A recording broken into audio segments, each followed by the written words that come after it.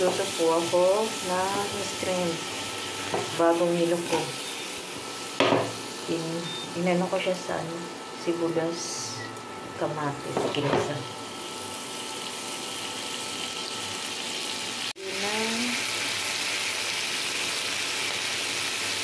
Kunting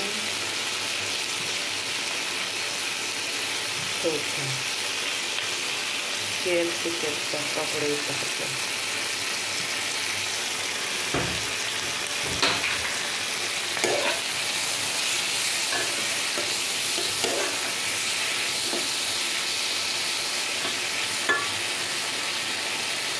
Pahinain natin ako.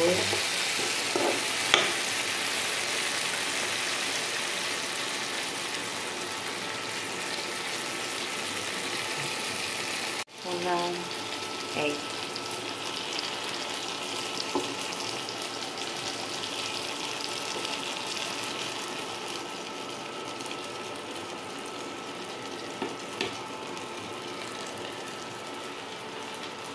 Kunting salt.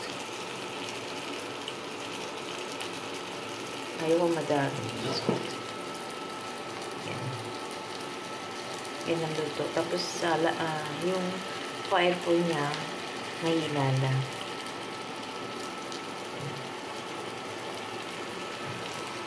Para po hindi siya masunog sa ilalim, tinatakpan ko para magano yung luto sa ibabaw ng itlog.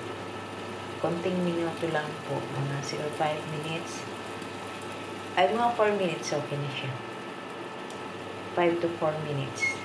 Tingnan natin mamaya kung itong itlog ay luto na sa ibabaw. Tapos okay na.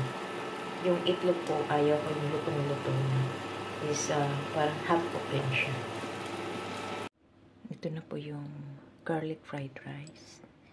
Tapos ito yung awang ko kung tawag nito. Shrimp silog. With tomato. Tawag na lang nito is shrimp silog, chili with tomato. Yun na.